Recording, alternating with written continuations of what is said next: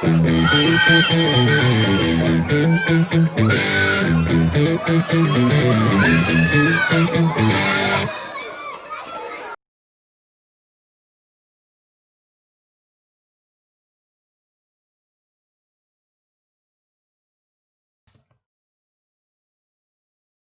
pessoal, tudo bem? Professor Cristiano aqui para mais uma aula de História. O tema de hoje é Baixa Idade Média. Vamos continuar aí o tema da aula passada, né? Na aula passada nós falamos do período da Alta Idade Média, ou seja, do século V ao século X, período de formação da cristandade, período de formação do feudalismo, né? Nesse período aí nós vimos que as atividades comerciais elas entram em decadência, né? Surge lá o feudo, né? Aquela unidade territorial autossuficiente, surgem as relações ali de vassalagem, de suzerania, as relações também de servidão, né? Nós vimos aí que essa sociedade feudal ela surgiu muito de elementos que vieram lá do Império Romano, misturado com elementos que vieram dos povos bárbaros, né? Nessa junção desses povos surge então a chamada sociedade medieval, sociedade feudal, né? Vimos também como era a divisão social daquele período, né, em três ordens, a primeira, a segunda, né, o clero e a nobreza, né, o clero responsável pelas orações, a nobreza responsável pela proteção ali do feudo, né, e os servos, né, que era a maioria da população, os servos que eram responsáveis por trabalhar, né. Em sua grande parte agricultores, né, recebiam ali do senhor feudal a proteção e um pedaço de terra e trabalhavam essa terra em troca, né, dessa proteção e tinham que cumprir as obrigações servis, né? Nós vimos essas obrigações servis também, né? A talha, a corveia, as banalidades, né? Algumas das mais importantes aí das obrigações servis. Então nós vimos o surgimento aí do feudalismo como um todo, né? Da formação da cristandade lá do Império Carolíngio, né? Quando o rei do povo franco, lá o Clovis, da dinastia merovingia, se converte ao cristianismo, e aí ele vai convertendo as outras tribos germânicas também, expandindo o cristianismo, fazendo com que a Igreja Católica se torne essa grande instituição presente aí em toda, que vai fazer a unidade dos povos da Europa, né? Enquanto lá nos povos árabes nós vimos que o islamismo surgiu como um elemento de unificação desses povos todos. Durante a Idade Média, a gente pode falar que a Igreja Católica também vai unificar aí, esses povos todos da Europa, esses reinos, né, bárbaros que vão se formar aí na Europa, né, e vão estar todos convertidos aí na formação da cristandade, né.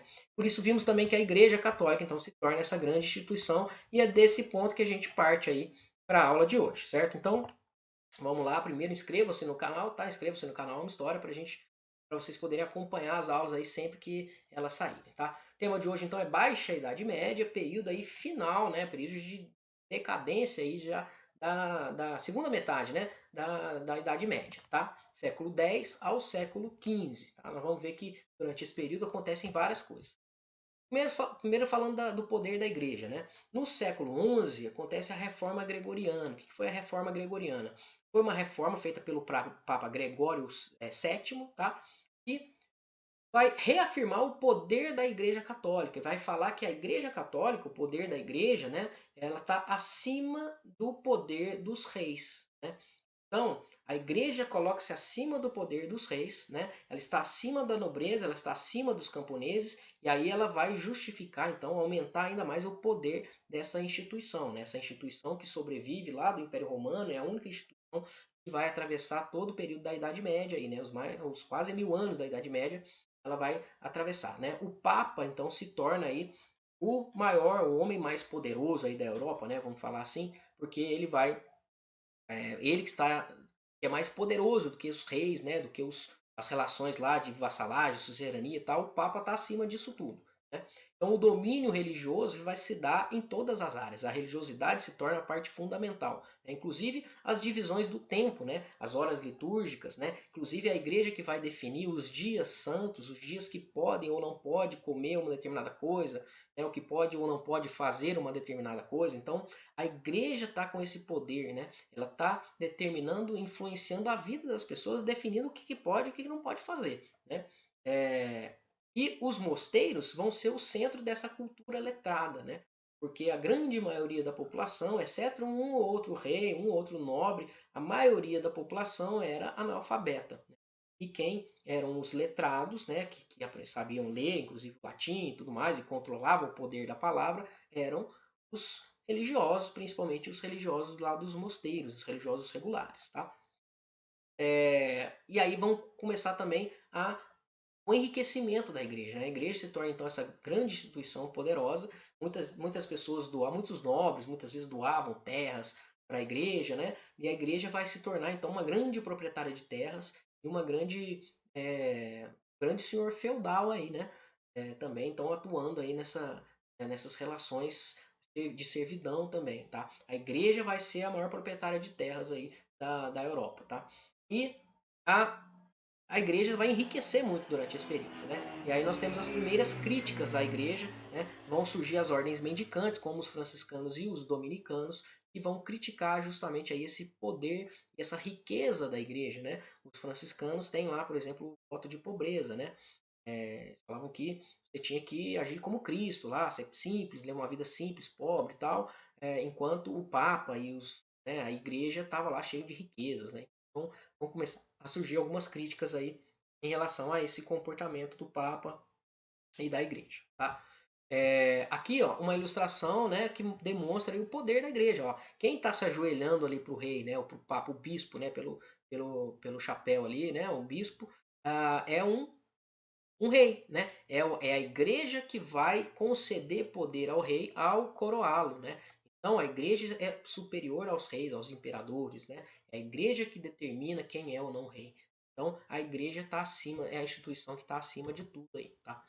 E graças à fé também vão surgir um movimento aí chamado de cruzadas, né? As cruzadas vão acontecer do século XI ao século XIII. Né? O que são as cruzadas? São movimentos são expedições militares e religiosas rumo à Terra Santa para conquistar Jerusalém, reconquistar Jerusalém, que tinha sido dominado pelos muçulmanos. Né? Então vão acontecer 8 cruzadas aí, né? E essas cruzadas organizadas pelos reis, né? Pelos reis ou por grandes lideranças católicas ali, para ir lá na Terra Santa e conquistar essas terras. Tá? Essa é a motivação religiosa. A motivação econômica existe? Existe. Né? Primeira coisa, né? Essa sociedade que estava se estabelecendo, que nós vimos na aula passada, né? Enquanto ela estava se formando aqueles reinos, tal, né? Tinha guerras, invasões de povos bárbaros, tinha muita guerra, muita gente morria, né? Agora não, agora essa sociedade se estabilizou, então as pessoas deixaram de morrer por causa das guerras, das batalhas, deixaram de morrer por causa de fome também, porque as técnicas agrícolas vão se desenvolver, alguns instrumentos agrícolas como o arado vai ser desenvolvido, né? De madeira, tal, bem rústico, mas essas técnicas vão desenvolver rotação de culturas e tudo mais, e aí a produção de alimentos aumenta. E aí já não tem mais morte por fome também. Então, se as pessoas não morrem mais por fome, não morrem mais por guerras, a população começa a aumentar. A população dos feudos, né? E aí nós vimos que o que estabelecia o poder aí era a posse de terras, né? Mas chega um momento que você não tem terra mais para todo mundo, né? Os nobres lá não têm terras mais para ceder, né? Para fazer aquelas relações de vassalagem, suzerania, né? Não tem mais isso, porque tem muita gente lá. Então as pessoas começam a partir nessas expedições. É claro que tinha essa motivação religiosa, em primeiro lugar, mas também na tentativa de conquistar uma nova terra, né? De conquistar um território e se tornar um senhor de terra em outra parte. Então muitos vão partir nas cruzadas com esse interesse. Tem o interesse também de retomar ali a navegação no Mar Mediterrâneo. Né? Nós vimos lá que o Mar Mediterrâneo tinha sido controlado ali pelos povos muçulmanos, né? Então eles vão lá combater os muçulmanos e tentar retomar o comércio ali no Mar Mediterrâneo. Né? E a navegação, né? E as atividades comerciais também, né? Porque eles vão lá trazer aqueles produtos orientais, principalmente as especiarias, né? Especiarias aí, esses pimenta, né? Temperos, tal, que eram muito valorizadas, né? Porque nessa época as carnes, né, duravam pouco tempo, né, estragavam, tal. Então você joga um sal, você joga uma pimenta ali, bota um cravo, uma canela, uma coisa ali, você dá uma melhorada no sabor. Então esses produtos eram muito apreciados aí pelas elites, né, e também pelo sabor, né, que davam aos alimentos. Então o comércio era muito rentável. Além dessas especiarias, comércio de sedas, né, o comércio de produtos orientais aí que eles queriam retomar também com o Oriente, tá? Duas cruzadas são importantíssimas, né? A primeira cruzada e a terceira cruzada. A primeira cruzada vai ser responsável por formar uma ordem importante, né? Que é a ordem dos Templários, né? Vai ser muito atuante aí, né? É o exército de Cristo aí que vai, né, atuar aí na proteção da fé católica e vai atuar nas cruzadas, né? Então a primeira cruzada eles chegam lá em Jerusalém e tal, dominam ali o território, depois eles são expulsos novamente os cristãos, mas tem o estabelecimento de duas ordens importantes, a ordem dos Cavaleiros Teutônicos e a ordem dos Templários, tá? Os Templários vão ter importância lá na frente. E também a terceira cruzada vai ser importante porque eles vão fazer um acordo, os cruzados vão fazer um acordo com o sultão Saladino, que dominava ali a região de Jerusalém, e ele vai permitir a passagem de cristãos em paz, né, pacífica. Então, os comerciantes, né, vão começar a poder viajar para o Oriente sem ter medo de ser atacado, de morrer, né, e trazer esses produtos orientais para ser comercializados, essas especiarias a ser comercializados na Europa, tá? Aqui nós temos uma imagem aí dos Templários, né? Os Cavaleiros Templários com essa cruz, né? Alta que representa ali eles, né? Roupa branca, tal. Vários filmes, vários seriados falando sobre os Templários. E aqui nós temos as rotas aí das cruzadas, né? Percebam que essas cruzadas saíam da Europa, de vários locais ali, né? Mas principalmente da região da França, e iam lá em direção a Jerusalém. E elas se cruzavam, né? E na onde essas rotas se cruzavam, começam a surgir importantes pontos comerciais, feiras comerciais, né? Então, essas pessoas viajavam por meses, né? Então elas tinham que abastecer, né? Então, em locais ali onde essas rotas, né, cruzavam umas com as outras, começam a se estabelecer feiras comerciais que vão dar origem ao que nós chamamos de burgos, né? Os burgos, então, são feiras comerciais que surgem no contexto aí das cruzadas, essas mercadorias que estão circulando, né? E vão dar origem aí ao surgimento, então, do comércio, né, e das cidades novamente, né? Consequências das cruzadas. Retomada das relações comerciais com o Oriente após a Terceira Cruzada. Então, a gente tem esse comércio das especiarias e aí a gente tem o crescimento do comércio. Lembre-se que no período da Idade Média as atividades comerciais ficaram paradas, né? Não tinha comércio, a moeda não era utilizada, né? Agora não, agora as moedas voltam a ser utilizadas, as atividades comerciais começam a ser retomadas ali nesses burgos, tá? Essas feiras comerciais que vão abastecer aí primeiro esses cruzados, mas depois elas vão crescendo, vão dar origem às cidades, tá? A gente tem também o crescimento do grupo, né, dos burgueses, esses comerciantes, esses caras que não são nem os nobres, os senhores feudais, os nobres, e não são também os servos, né? É um outro grupo social responsável por fazer as atividades comerciais, por fazer o comércio. O habitante do burgo é o burguês, né? Então o burguês ele vai fazer o comércio, né, e vai dar origem então a esse novo grupo social. E também, né, temos os grandes comerciantes italianos, né, que são os responsáveis. A gente voltar aqui no mapa, ó, nós vamos perceber que ali em Veneza, né, Veneza tal, era um local onde vinham os produtos do Oriente, né? Os comerciantes italianos de Veneza traziam os produtos do Oriente e dali eles partiam para ser comercializados na Europa. E aí esses caras vão ficar muito enriquecidos, né? Então a gente vai ter uma burguesia italiana em Veneza e Florença ali, principalmente, muito enriquecida, tá? E também o contato com a cultura oriental, né? A gente vai ter aí esses caras quando viajavam para o Oriente, né? Enquanto na Europa a gente teve um controle da igreja ali muito grande, né? Controlando o que se podia fazer, o que se podia falar, o que se podia pensar, né? No Oriente a gente não teve isso, né? Inclusive os povos árabes foram responsáveis por fazer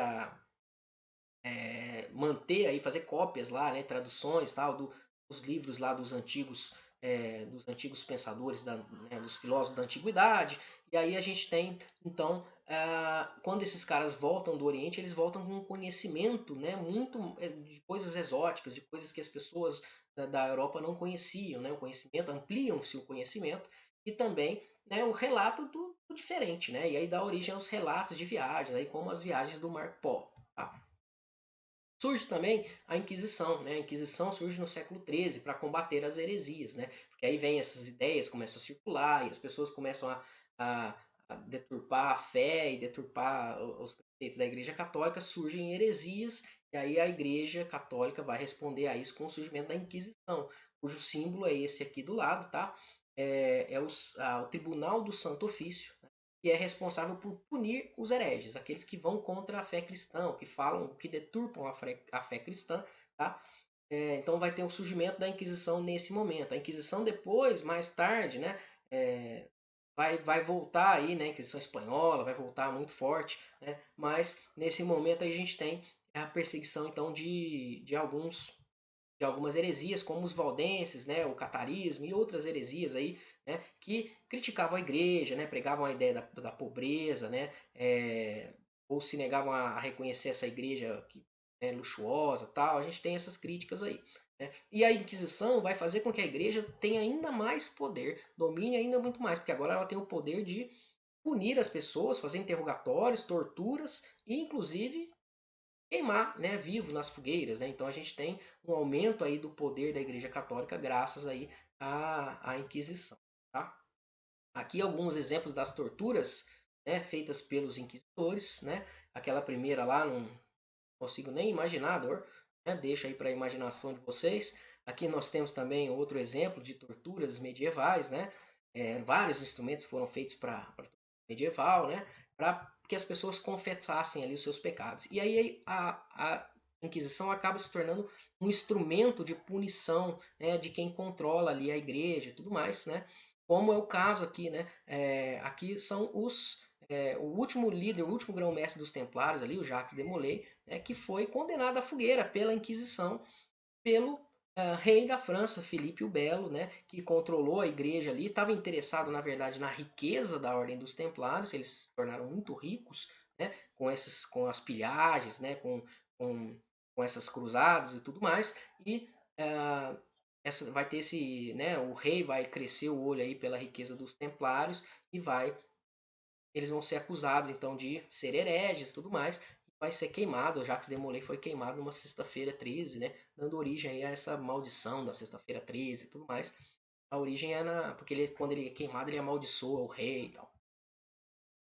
Além disso tudo, né, nós vimos aí que com as cruzadas, nós tivemos o processo do renascimento comercial urbano. Né? Então a gente vai ter o crescimento dos burgos, né, o surgimento das cidades, o retorno das atividades comerciais. Né? Então surgem feiras ali, surgem as guildas, né, são as associações ali dos comerciantes, e surgem também as corporações de ofício, né, que é quando as pessoas aprendiam as profissões, os ofícios. Né? Então, por exemplo, você é um sapateiro, né? Você vai ser um mestre sapateiro e aí você vai chamar aprendizes para sua oficina, você vai ensinar, eles vão te ajudar ali na produção, você vai ensinando eles, tal, e depois eles vão prestar ali provas até se eles se tornarem também um mestre sapateiro e poder abrir as suas oficinas. Isso tudo aí era uma corporação de ofício, né? Isso é a base do aprendizado, tá? Então nós vimos também que no renascimento comercial urbano a gente vai ter o surgimento da burguesia, né? Desse novo grupo habitante do burgo, né? E o crescimento da cidade, das rotas comerciais, da circulação de mercadorias, né? Tudo isso aí vai surgir. Né? Então aqui nós temos o surgimento de alguns burgos importantes, né? No fruto do renascimento comercial ali, crescendo na Europa, principalmente na Itália ali, mas também em algumas regiões da França, né? E as rotas comerciais, né, que vão ligar as regiões. Né? Se vocês se lembrarem, no período da Alta Idade Média, né, não tinha circulação de pessoas, não tinha circulação de mercadorias, as pessoas estavam isoladas nos feudos. Agora não. Agora, como fruto do renascimento comercial urbano, as pessoas estão circulando, as pessoas estão inclusive fazendo, indo nas igrejas, né, fazendo peregrinações em oração, né, e também fazendo rotas comerciais. Então a gente tem uma ligação de novo das diversas regiões, né, e das trocas culturais na Europa como um todo, né, e um crescimento das cidades. As cidades vão se proteger com os muros, né, para não sofrer ataques e tudo mais, né. Tudo isso faz parte aí da Idade Média. E aí nós temos a crise, né, a crise da Idade Média, que é a crise do século XIV, né, que na verdade ela pode ser resumida em três causas: a fome, a peste e a guerra. Tá? Vamos falar primeiro da fome. Né? O que aconteceu? a Europa passa por um processo ali de chuvas muito intensas, né? Lá no século XIV. Então chove muito, as raízes vão apodrecer lá dentro do solo, né? Diminui a produção, e aí quando diminui a produção dos alimentos, a gente tem uma crise de fome, né? Normal, tal, um aumento dos preços, né? E aí a gente tem a população pobre, principalmente, não consegue adquirir os alimentos e a gente tem uma crise de fome. Tá? Essa crise de fome, as pessoas se alimentando cada vez pior, né? Muitas morrendo de fome, vai levar a uma baixa da imunidade geral daquela população. E essas cidades que surgiram, né, essas aglomerações de pessoas, né, a gente pode ver aqui nessa imagem, né, não tinha saneamento, não tinha esgoto, não tinha nada disso, faltava higiene, né, nessas cidades, e aí torna-se um ambiente fácil, né, propício para a proliferação de doenças. Mas vai ter uma doença que vai chegar e vai atingir a Europa. Lembra que eles estavam fazendo comércio com o Oriente, trazendo produtos orientais, né, pelos navios, tal? Junto vai vir uma doença que era desconhecida dos europeus, a famosa peste negra. E aí nós vamos ter duas causas aí da crise do século XIV, a fome e a peste, né? O que foi a peste negra? A peste negra ela devastou um terço da população europeia, tá? E ela era trazida ah, pelos ratos, né? Os ratos que vinham lá do Oriente, né? A pulga do rato trazia lá a doença, uma doença que era desconhecida, a peste bubônica, tá? E aí, quando chegava a falta de higiene, a proliferação de ratos, né? A pulga ia passando de um para o outro, tal, não sei o quê. Quando essa pulga picava o ser humano, ele adoecia e rapidamente morria. Né? E aí, essa morte se proliferou muito rápido.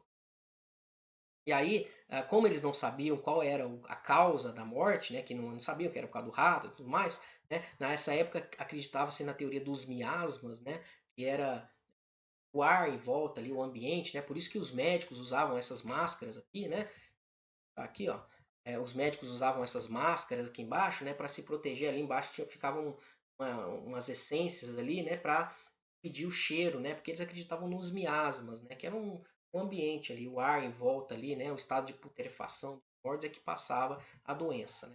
E como eles não sabiam disso tudo, eles vão começar a buscar culpados. E aí vão culpar, por exemplo, os estrangeiros, vão culpar, por exemplo, os judeus, os leprosos, né? E aí a gente vai ter perseguição desses grupos aí, tudo como fruto da peste negra, tá? A peste negra, então, ela vai matar aproximadamente 50 milhões de pessoas, tá? Ela foi trazida por esses ratos, como eu falei, né? Vindos nos produtos orientais, né? E se propagou muito rapidamente. Depois ela começou a ser transmitida por espirros, né? Pessoa infectada transmitida por espirros. Né? Olha só, uma pandemia, né? Justamente agora estamos aí, né, todos aí em quarentena por causa de uma pandemia, né? A pandemia aí do Covid-19, né? Da coronavírus, aconteceu lá no século XIV parecido, né? Veio lá do Oriente e se espalhou aí rapidamente pela Europa e a população morreu um terço da população, né? Como as cidades não tinham condições de higiene adequadas, né,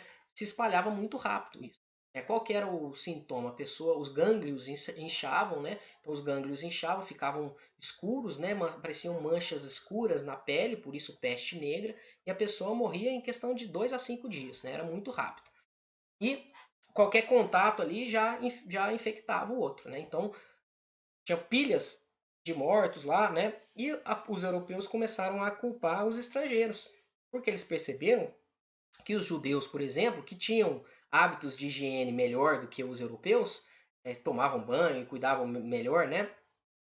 Se lavavam mais, eles não morriam tanto. Né? E aí eles começam a culpar os judeus. Né? Então o antissemitismo tem a sua origem aí nesse momento também. Né? Essa perseguição aos judeus é que vai ser tão, né, vão ser tão perseguidos na nossa história ocidental. Aí, né?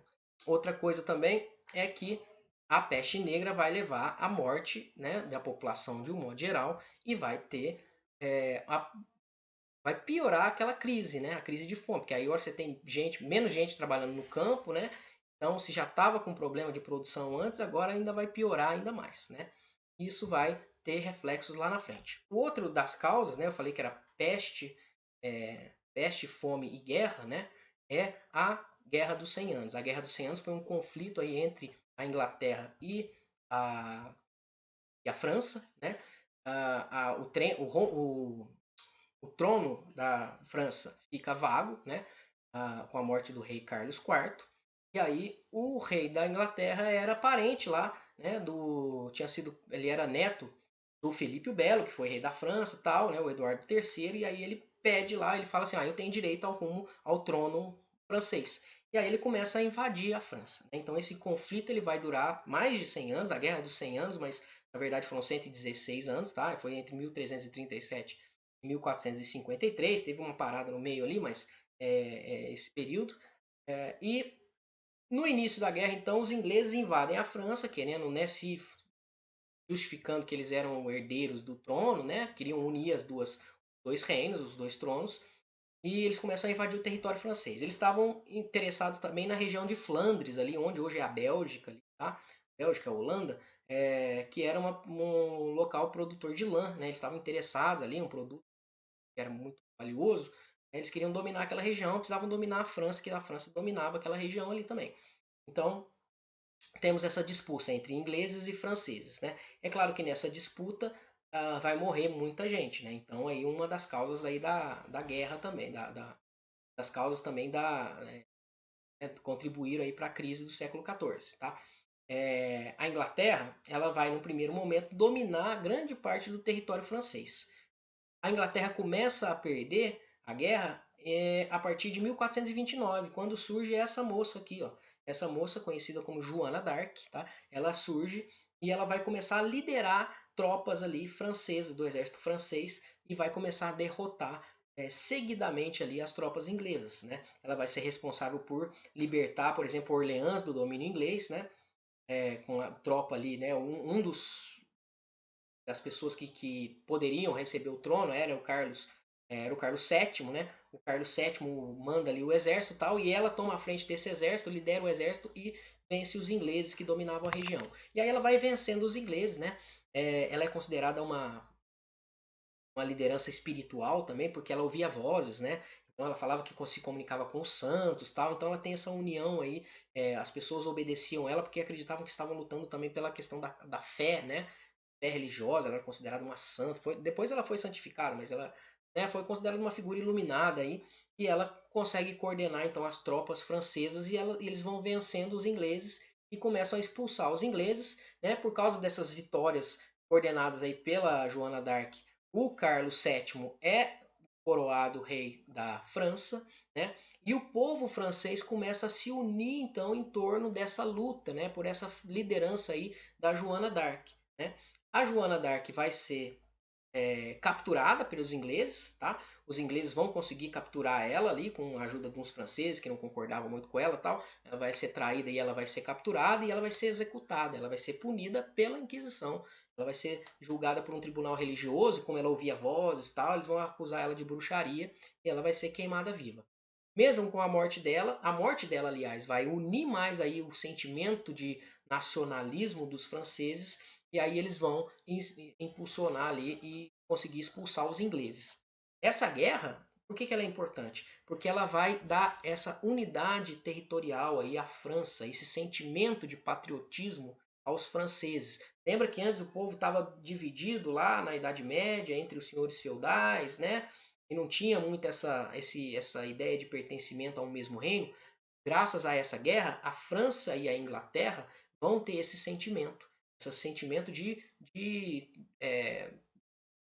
fazer parte de um grande reino, né? E aí nós vamos considerar também aí uma decadência do feudalismo, né? Que o feudalismo está dividido lá, o poder está fragmentado, né? Então vai ter uma união do poder em torno do rei aí novamente, graças a essa guerra, tá? Em 1453, então é assinado um tratado de paz, né? Põe fim aí a esse período, a esse conflito, a essa guerra dos 100 anos, né?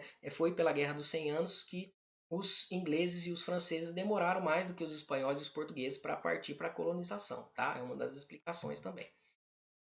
E aí nós temos o último ponto, que são as jaqueries, né? Que são as revoltas camponesas, né?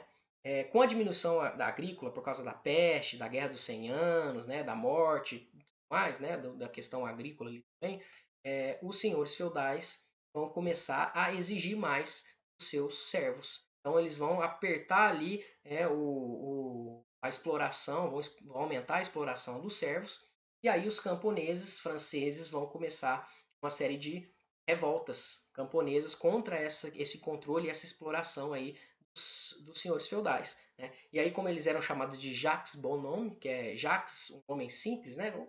É, são os Zé, né? É uma coisa simples. Assim, né? O Jacques é um nome comum lá na França. Né? Seriam os simplórios ali, né? São os camponeses, mais simples. Essas revoluções vão ser chamadas de jaqueris. Né?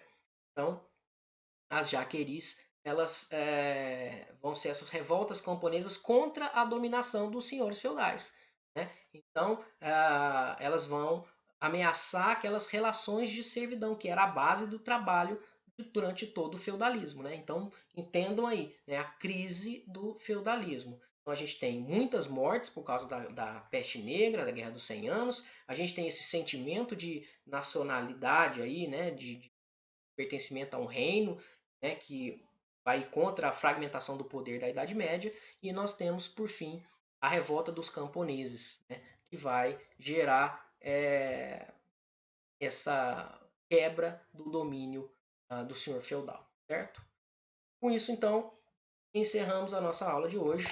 Lembre-se de acessar lá o nosso canal, assine o canal Ama História, inscreva-se no canal, tá? Para vocês receberem vídeos assim que eles saírem.